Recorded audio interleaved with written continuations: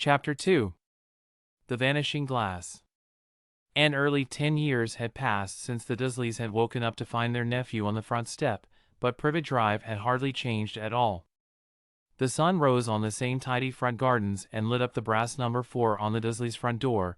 It crept into their living room, which was almost exactly the same as it had been on the night when Mr. Dursley had seen that fateful news report about the owls.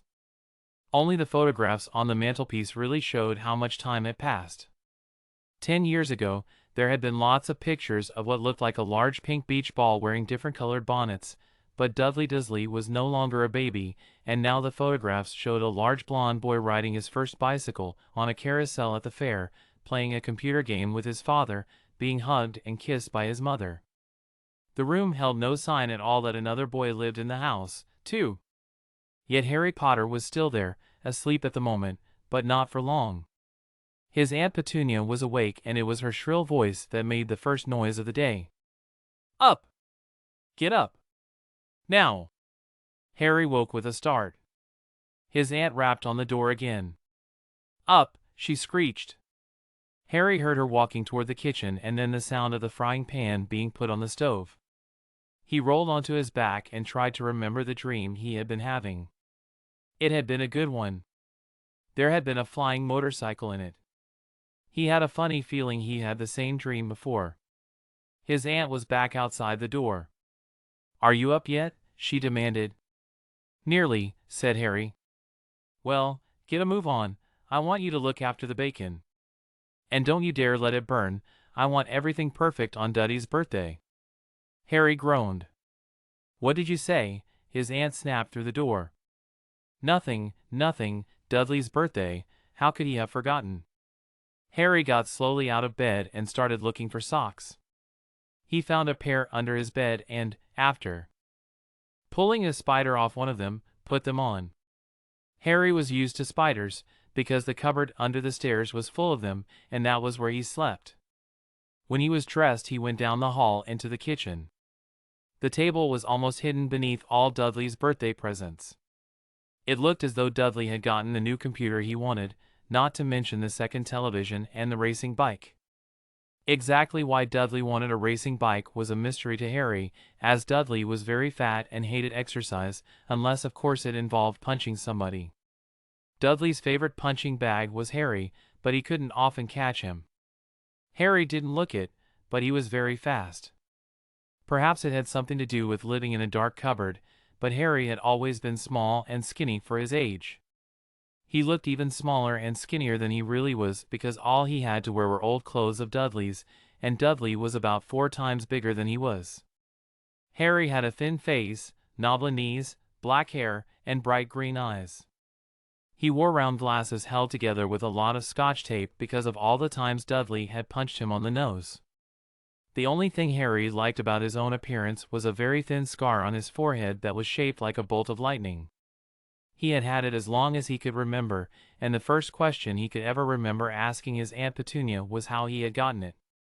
"In the car crash when your parents died," she had said. "And don't ask questions. Don't ask questions," that was the first rule for a quiet life with the Dursleys. Uncle Vernon entered the kitchen as Harry was turning over the bacon. "Comb your hair," he barked, by way of a morning greeting. About once a week, Uncle Vernon looked over the top of his newspaper and shouted that Harry needed a haircut. Harry must have had more haircuts than the rest of the boys in his class put together, but it made no difference. His hair simply grew that way, all over the place. Harry was frying eggs by the time Dudley arrived in the kitchen with his mother. Dudley looked a lot like Uncle Vernon. He had a large pink face, not much neck, small, watery blue eyes, and thick blonde hair that lay smoothly on his thick, fat head. Aunt Petunia often said that Dudley looked like a baby angel. Harry often said that Dudley looked like a pig in a wig. Harry put the plates of egg and bacon on the table, which was difficult as there wasn't much room.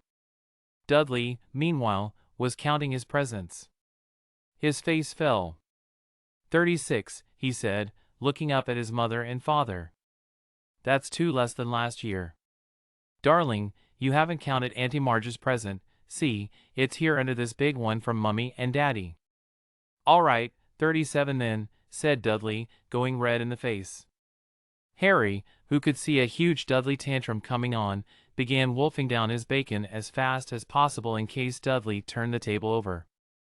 Aunt Petunia obviously scented danger, too, because she said quickly, "And we'll buy you another 2 presents while we're out today." "How's that, Popkin? 2 more presents. Is that all right?" Dudley thought for a moment. It looked like hard work. Finally he said slowly, "So I'll have 30, 30, 39, sweetums," said Aunt Petunia. "Oh!" Dudley sat down heavily and grabbed the nearest parcel. "All right then." Uncle Vernon chuckled. "Little Tyke wants his money's worth, just like his father." "Attaboy, Dudley." He ruffled Dudley's hair. At that moment the telephone rang and Aunt Petunia went to answer it while Harry and Uncle Vernon watched Dudley unwrap the racing bike, a video camera, a remote control airplane, 16 new computer games, and a VCR. He was ripping the paper off a gold wristwatch when Aunt Petunia came back from the telephone looking both angry and worried. "Bad news, Vernon," she said. "Mrs. Figg's broken her leg. She can't take him." She jerked her head in Harry's direction. Dudley's mouth fell open in horror, but Harry's heart gave a leap. Every year on Dudley's birthday, his parents took him and a friend out for the day, to adventure parks, hamburger restaurants, or the movies. Every year, Harry was left behind with Mrs. Figg, a mad old lady who lived 2 streets away. Harry hated it there. The whole house smelled of cabbage and Mrs. Figg made him look at photographs of all the cats she'd ever owned. "Now what?" said Aunt Petunia, looking furiously at Harry as though he planned this. Harry knew he ought to feel sorry that Mrs. Figg had broken her leg, but it wasn't easy when he reminded himself it would be a whole year before he had to look at Tibbles, Snowy, Mr. Paws, and Tufty again. "We could phone Marge," Uncle Vernon suggested. "Don't be silly, Vernon, she hates the boy." The Dursleys often spoke about Harry like this, as though he wasn't there, or rather, as though he was something very nasty that couldn't understand them, like a slug. "What about what's-her-name, your friend, Yvonne?" "On vacation in Majorca," snapped Aunt Petunia. "You could just leave me here," Harry put in hopefully. He'd be able to watch what he wanted on television for a change and maybe even have a go on Dudley's computer. Aunt Petunia looked as though she'd just swallowed a lemon. "And come back and find the house in ruins," she snarled. "I won't blow up the house," said Harry, but they weren't listening. "I suppose we could take him to the zoo," said Aunt Petunia slowly, "and leave him in the car. That car's new, he's not sitting in it alone." Dudley began to cry loudly. In fact, he wasn't really crying, it had been years since he'd really cried, but he knew that if he screwed up his face and wailed, his mother would give him anything he wanted. "Dinky Duddydums, don't cry, Mummy won't let him spoil your special day," she cried, flinging her arms around him. "I don't want him, TT, to come," Dudley yelled between huge, pretend sobs. "He always spoils everything." He shot Harry a nasty grin through the gap in his mother's arms. Just then, the doorbell rang. "Oh, good Lord, they're here," said Aunt Petunia frantically, and a moment later, Dudley's best friend, Piers Polkiss, walked in with his mother. Piers was a scrawny boy with a face like a rat. He was usually the one who held people's arms behind their backs while Dudley hit them. Dudley stopped pretending to cry at once. Half an hour later, Harry, who couldn't believe his luck, was sitting in the back of the Dursleys' car with Piers and Dudley on the way to the zoo for the first time in his life. His aunt and uncle hadn't been able to think of anything else to do with him, but before they'd left, Uncle Vernon had taken Harry aside. "I'm warning you," he had said, putting his large purple face right up close to Harry's. "I'm warning you now, boy, any funny business, anything at all, and you'll be in that cupboard from now until Christmas." "I'm not going to do anything," said Harry, honestly, but Uncle Vernon didn't believe him. No one ever did. The problem was, strange things often happened around Harry and it was just no good telling the Dursleys he didn't make them happen. Once, Aunt Petunia, tired of Harry coming back from the barber's looking as though he hadn't been at all, had taken a pair of kitchen scissors and cut his hair so short he was almost bald except for his bangs, which she left to hide that horrible scar. Dudley had laughed himself silly at Harry, who spent a sleepless night imagining school the next day, where he was already laughed at for his baggy clothes and taped glasses. Next morning, however, he had gotten up to find his hair exactly as it had been before Aunt Petunia had sheared it off. He had been given a week in his cupboard for this, even though he had tried to explain that he couldn't explain how it had grown back so quickly. Another time, Aunt Petunia had been trying to force him into a revolting old sweater of Dudley's, brown with orange puffballs. The harder she tried to pull it over his head, the smaller it seemed to become, until finally it might have fitted a hand puppet, but certainly wouldn't fit Harry. Aunt Petunia had decided it must have shrunk in the wash and, to his great relief, Harry wasn't punished. On the other hand, he'd gotten into terrible trouble for being found on the roof of the school kitchens. Dudley's gang had been chasing him as usual when, as much to Harry's surprise as anyone else's, there he was sitting on the chimney. The Dursleys had received a very angry letter from Harry's headmistress telling them Harry had been climbing school buildings. But all he tried to do, as he shouted at Uncle Vernon through the locked door of his cupboard, was jump behind the big trash cans outside the kitchen doors. Harry supposed that the wind must have caught him in mid-jump. But today, nothing was going to go wrong. It was even worth being with Dudley and Piers to be spending the day somewhere that wasn't school, his cupboard, or Mrs. Figg's cabbage-smelling living room. While he drove, Uncle Vernon complained to Aunt Petunia.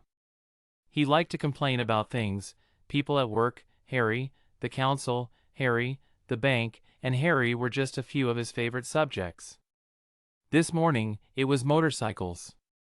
Roaring along like maniacs, the young hoodlums, he said, as a motorcycle overtook them. "I had a dream about a motorcycle," said Harry, remembering suddenly.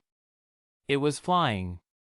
Uncle Vernon nearly crashed into the car in front. He turned right around in his seat and yelled at Harry, his face like a gigantic beet with a mustache, "Motorcycles don't fly." Dudley and Piers sniggered. "I know they don't," said Harry. "It was only a dream."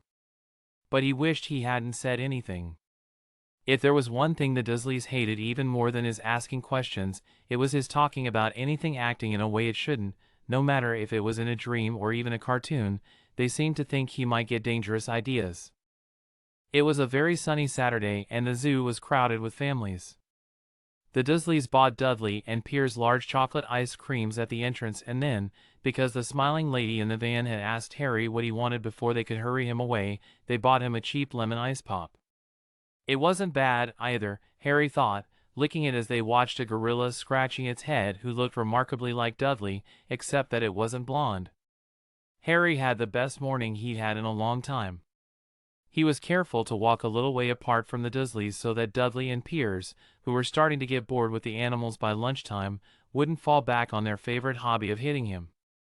They ate in the zoo restaurant, and when Dudley had a tantrum because his Knickerbocker glory didn't have enough ice cream on top, Uncle Vernon bought him another one and Harry was allowed to finish the first. Last. Harry felt, afterward, that he should have known it was all too good to. After lunch they went to the reptile house. It was cool and dark in there, with lit windows all along the walls. Behind the glass, all sorts of lizards and snakes were crawling and slithering over bits of wood and stone. Dudley and Piers wanted to see huge, poisonous cobras and thick, man-crushing pythons. Dudley quickly found the largest snake in the place. It could have wrapped its body twice around Uncle Vernon's car and crushed it into a trash can, but at the moment it didn't look in the mood. In fact, it was fast asleep. Dudley stood with his nose pressed against the glass, staring at the glistening brown coils. "Make it move," he whined at his father. Uncle Vernon tapped on the glass, but the snake didn't budge. "Do it again," Dudley ordered. Uncle Vernon rapped the glass smartly with his knuckles, but the snake just snoozed on. "This is boring," Dudley moaned. He shuffled away. Harry moved in front of the tank and looked intently at the snake. He wouldn't have been surprised if it had died of boredom itself, no company except stupid people drumming their fingers on the glass trying to disturb it all day long. It was worse than having a cupboard as a bedroom, where the only visitor was Aunt Petunia hammering on the door to wake you up. At least he got to visit the rest of the house. The snake suddenly opened its beady eyes. Slowly, very slowly, it raised its head until its eyes were on a level with Harry's. It winked. Harry stared. Then he looked quickly around to see if anyone was watching. They weren't. He looked back at the snake and winked, too. The snake jerked its head toward Uncle Vernon and Dudley, then raised its eyes to the ceiling. It gave Harry a look that said quite plainly, "I get that all the time." "I know," Harry murmured through the glass, though he wasn't sure the snake could hear him. "It must be really annoying." The snake nodded vigorously. "Where do you come from, anyway?" Harry asked. The snake jabbed its tail at a little sign next to the glass. Harry peered at it. Boa constrictor, Brazil. Was it nice there? The boa constrictor jabbed its tail at the sign again and Harry read on, "This specimen was bred in the zoo." "Oh, I see, so you've never been to Brazil?" As the snake shook its head, a deafening shout behind Harry made both of them jump. "Dudley! Mr. Dursley! Come and look at this snake! You won't believe what it's doing!" Dudley came waddling toward them as fast as he could. "Out of the way, you," he said, punching Harry in the ribs. Caught by surprise, Harry fell hard on the concrete floor. What came next happened so fast no one saw how it happened. 1 second, Piers and Dudley were leaning right up close to the glass. The next, they had leapt back with howls of horror. Harry sat up and gasped. The glass front of the boa constrictor's tank had vanished. The great snake was uncoiling itself rapidly, slithering out onto the floor. People throughout the reptile house screamed and started running for the exits. As the snake slid swiftly past him, Harry could have sworn a low, hissing voice said, "Brazil, here I come." "Thanks, amigo." The keeper of the reptile house was in shock. "But the glass," he kept saying, "where did the glass go?" The zoo director himself made Aunt Petunia a cup of strong, sweet tea while he apologized over and over again. Piers and Dudley could only gibber. As far as Harry had seen, the snake hadn't done anything except snap playfully at their heels as it passed, but by the time they were all back in Uncle Vernon's car, Dudley was telling them how it had nearly bitten off his leg, while Piers was swearing it had tried to squeeze him to death. But worst of all, for Harry at least, was Piers calming down enough to say, "Harry was talking to it, weren't you, Harry?" Uncle Vernon waited until Piers was safely out of the house before starting on Harry. He was so angry he could hardly speak. He managed to say, "Go, cupboard, stay, no meals," before he collapsed into a chair, and Aunt Petunia had to run and get him a large brandy. Harry lay in his dark cupboard much later, wishing he had a watch. He didn't know what time it was and he couldn't be sure the Dursleys were asleep yet. Until they were, he couldn't risk sneaking to the kitchen for some food. He'd lived with the Dursleys almost 10 years, 10 miserable years, as long as he could remember, ever since he'd been a baby and his parents had died in that car crash. He couldn't remember being in the car when his parents had died. Sometimes, when he strained his memory during long hours in his cupboard, he came up with a strange vision, a blinding flash of green light and a burning pain on his forehead. This, he supposed, was the crash, though he couldn't imagine where all the green light came from. He couldn't remember his parents at all. His aunt and uncle never spoke about them, and of course he was forbidden to ask questions. There were no photographs of them in the house. When he had been younger, Harry had dreamed and dreamed of some unknown relation coming to take him away, but it had never happened. The Dursleys were his only family. Yet sometimes he thought, or maybe hoped, that strangers in the street seemed to know him. Very strange strangers they were, too. A tiny man in a violet top hat had bowed to him once while out shopping with Aunt Petunia and Dudley. After asking Harry furiously if he knew the man, Aunt Petunia had rushed them out of the shop without buying anything. A wild-looking old woman dressed all in green had waved merrily at him once on a bus. A bald man in a very long purple coat had actually shaken his hand in the street the other day and then walked away without a word. The weirdest thing about all these people was the way they seemed to vanish the second Harry tried to get a closer look. At school, Harry had no one. Everybody knew that Dudley's gang hated that odd Harry Potter in his baggy old clothes and broken glasses, and nobody liked to disagree with Dudley's gang.